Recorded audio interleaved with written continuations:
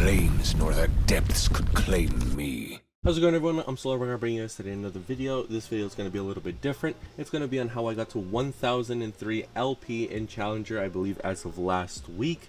And it's a bit overdue, but without further ado, I want to show you guys how I was able to not only gap some of the best players in the region, LCS, Academy, some solo queue top laners even, who are, in my eyes, are worthy of going LCS, but the builds, the knowledge, what I actually do in laning phase, what I actually do at certain times to pretty much solidify wins where there either shouldn't be wins or things that most gangplanks wouldn't do. So without further ado, let's start off with the build portion. So first things first, this is the build that I've been talking about for about a month and a half, 2 months now.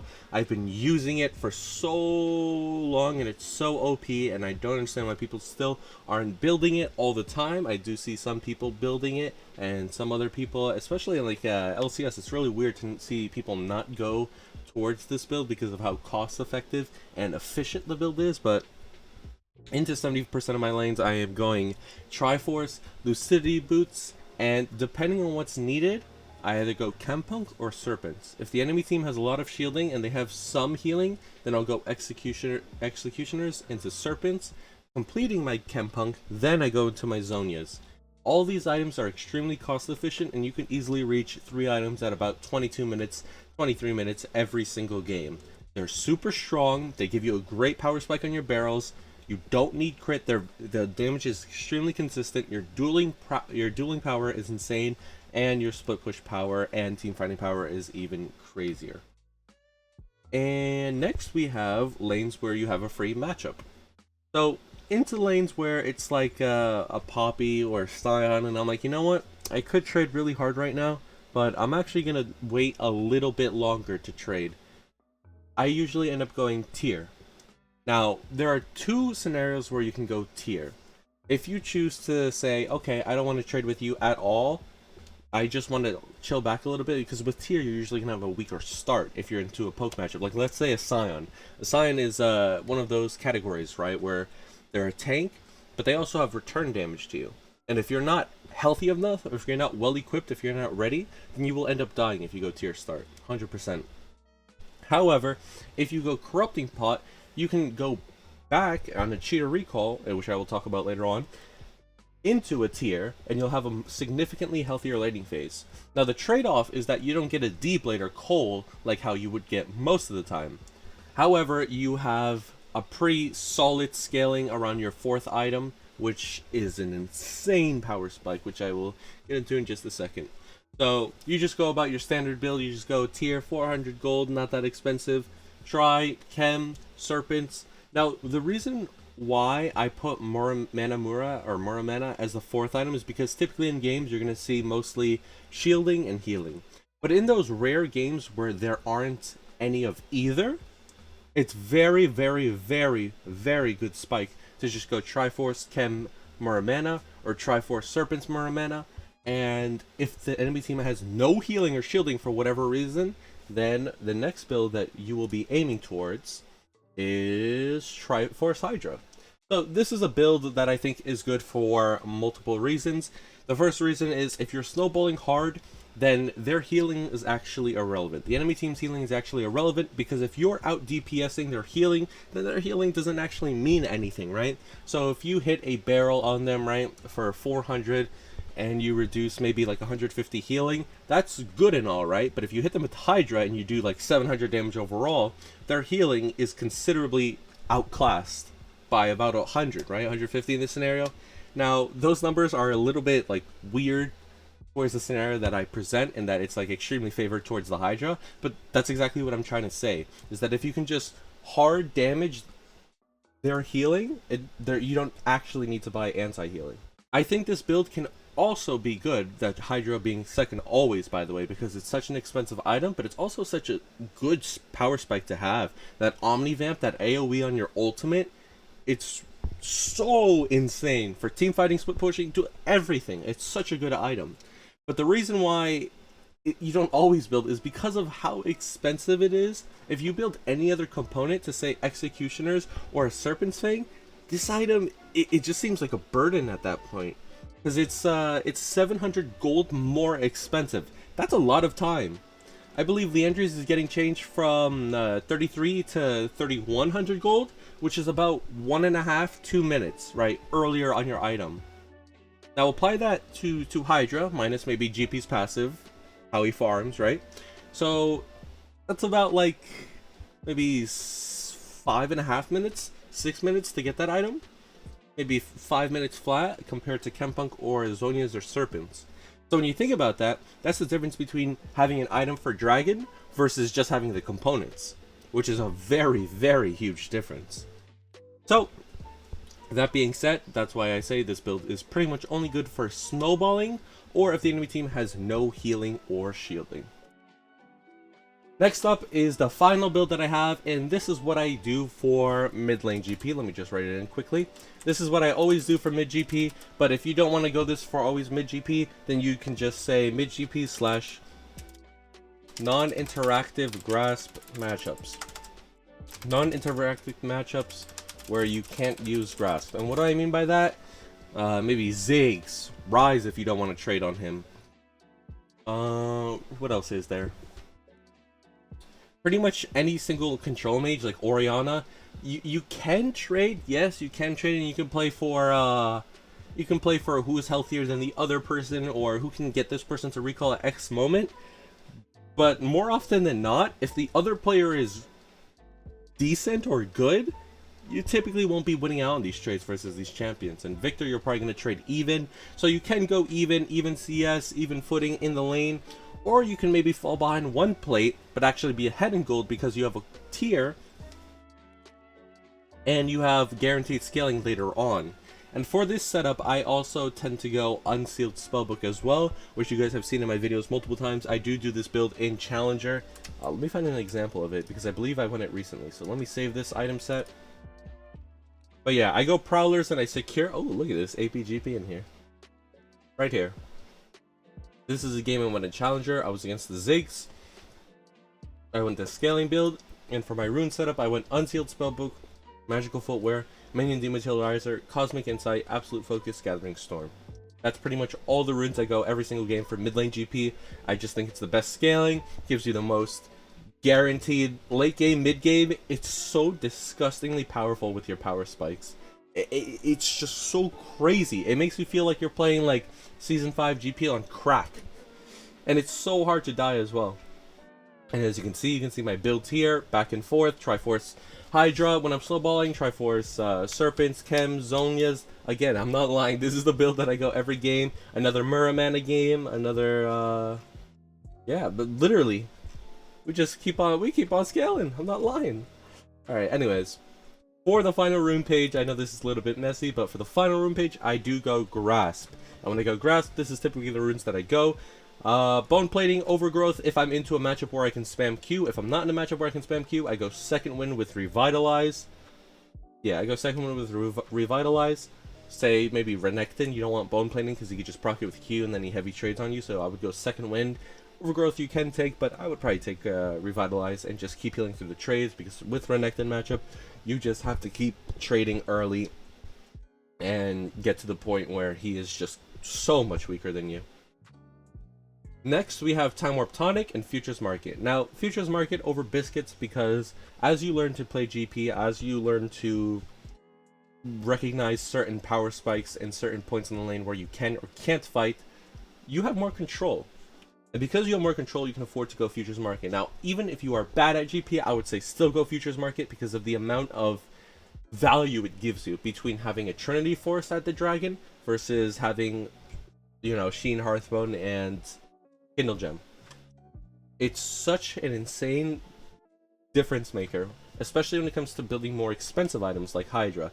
Now, it's free gold.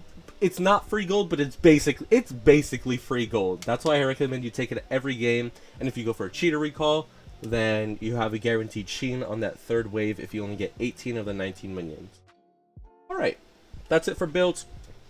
That's it for runes. I hope you guys enjoyed that part. Now, this is going to be a brief thing. It's going to be very brief because this is literally what I do every game, and it just secures wins. Mechanics you don't need to worry about. ever really, besides as far as landing a 2-barrel combo, not even a 1-part, not even a triple barrel, if you know how to play laning phase properly. And I'll probably make a more detailed phase on the laning, a detailed guide on laning phase, but for now, this is what we have. So this is what I end up doing. I auto the creep on the first wave. Ooh, you guys can't see all this though. So I auto creep on the first wave, and the reason why I do that is because it keeps my grasp active, and typically when the enemy top laner leashes, they're going to come through a specific side. Your grasp will already be stacked, and you can get a free Q there. And what that also does is it asserts push and prio for the crab. Now, regardless of your ELO, I would say playing for jungle is extremely important. Because think about all the factors that you get from rotating to one crab faster than the other. You probably have mental edge, you have a gold lead, you might have an XP lead. The enemy jungler is pissed that his top laner, maybe doesn't gank top. There's so many factors that go into just having prio. Or there's so many factors that go into like one team winning or one team losing the game. And I think one of the biggest things is the Scuttle crab fight. I think having prio for it is so insane, man. Especially if the enemy jungler's trying to get that same crab and their top laner isn't there because you autoed that first wave because you have priority in the lane and you poke them down. He's going to be tilted. He's going to be tilted, he's going to be behind, and your jungler is going to be happy, thankful, you know, they might even gang top, get a kill. Those are all, like, I would say butterfly effect things, you know? Like, maybe if you don't rotate to that crab, your jungler will rage quit, their jungler will fucking, I don't know, have confidence, run a kingdom on your jungle. There's so many different things that end up happening, but regardless, just doing this alone can win you so many more games. I'd say to increase your win rate 10%. That's not a joke. Actually increase your win rate by like 10% because of how impactful this is. It's so crazy impactful to just be there at the 3-minute mark for the crab. I can't emphasize that enough.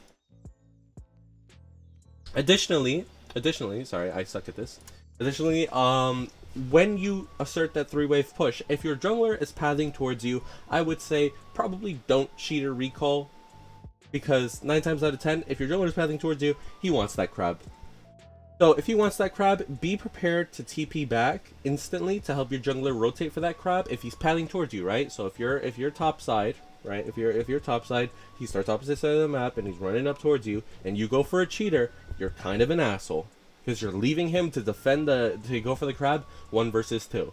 So be prepared to TP instantly, place a ward down maybe in the river before you recall, and then just be prepared for what happens next. Now, if your jungler isn't pathing towards you, and the enemy jungler you fear might be pathing towards you, what you can also do is one of 2 things. If the enemy jungler is, say, Elise or Olaf, regardless of whether the top laner is there, they can probably 1v1 you 9 times out of 10.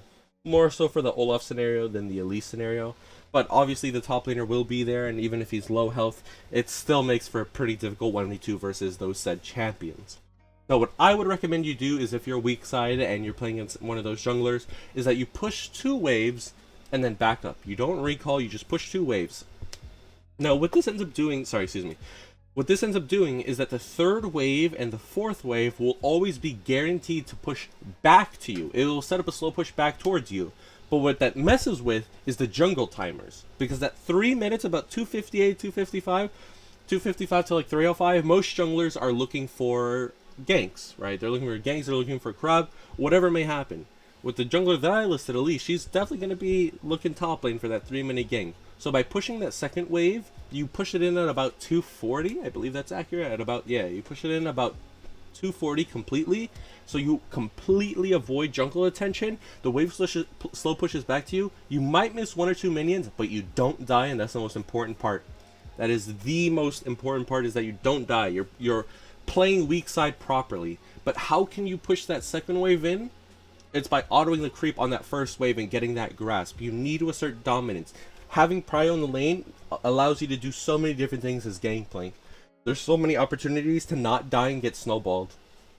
Now, another thing you can do is, if you're against a jungler like maybe a weaker one, like let's say Kayn, right?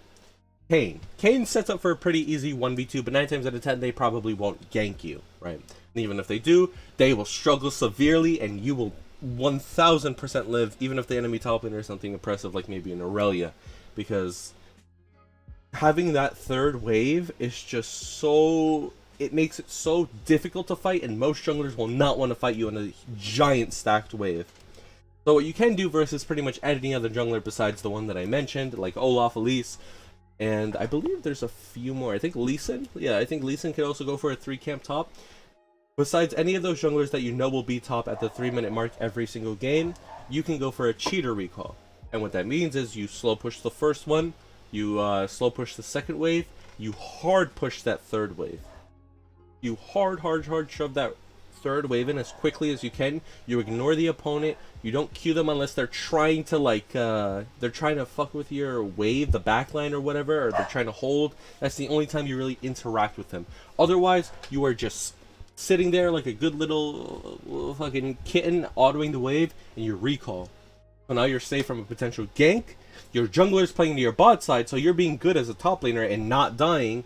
You have an item advantage, and you can hold the wave or freeze indefinitely depending on whether the enemy jungler or support or mid lane roams top lane. But if they do not, it is game over and you've already won the game 3 minutes in. Yeah, play for jungle. Listen, if your jungler goes, just listen to it. Straight up, just go. I do it so many times, it always leads to good things. If diamond, plat, gold, challenger, I always do it. So, weak side, give up CS. Here, I'll put the whole thing. So if you're weak side, give up CS, 1 or 2 waves, like I said, push 2, and back up, miss a few minions, but you will be safe, guaranteed. And you can always recover that back through the freeze that you're going to get from the wave slow pushing back towards you.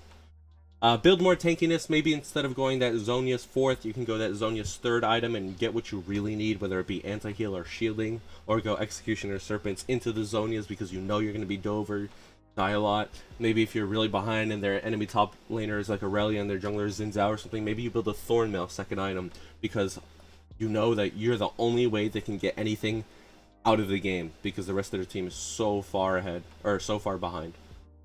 Level 13, always group no matter what. The only reason why you would ever be in a sided wave is because there's 3 stacked up minion waves at your tower and somebody needs to farm it. That's the only reason. Level 13, you're always going to group no matter what. You always group no matter what. This is your time to make plays. This is your time to experiment, to get better at Gangplank, I would say.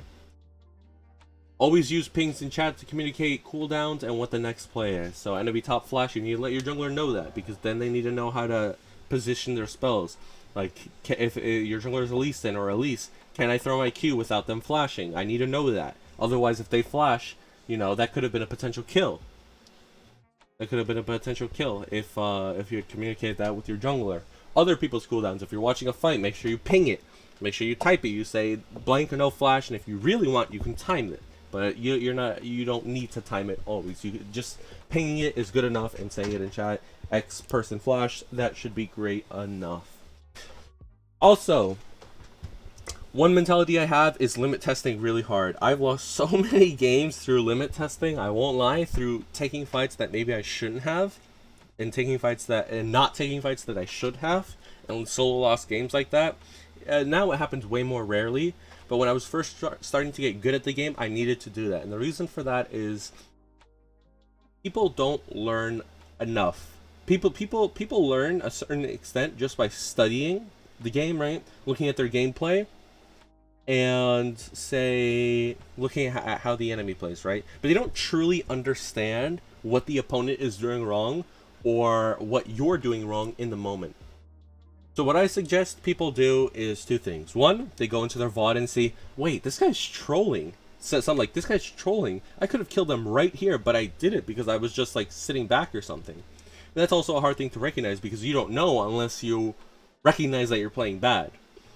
So the second thing that I say to people when I coach them as well is, how do you feel when you come out of games, whether it's a win or a loss? Like, if it's a win, you might feel good. If it's a loss, you're like, dude, I had no impact on the game. I would say one thing when you're taking that that mindset is to probably not blame your team. Like, never blame your team. Even if they did solo throw the game, see what you could have done better to potentially carry. Even if you deserve to win 1,000 times over, right? But you have an 0-20 ball lane, see what you could have done better in X spot and Y scenario. because those little things will set you up for success in the future. Even if you really grief by taking that fight in the river, right?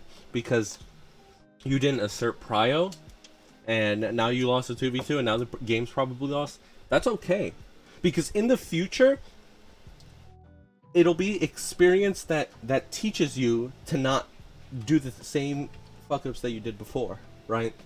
That's just how people are. If they make they won't make them 9 times out of 10 people won't make the same mistake like 5 times in a row and be like, yeah, this is a great mistake I should be doing. People will learn. So that's why I say to limit test.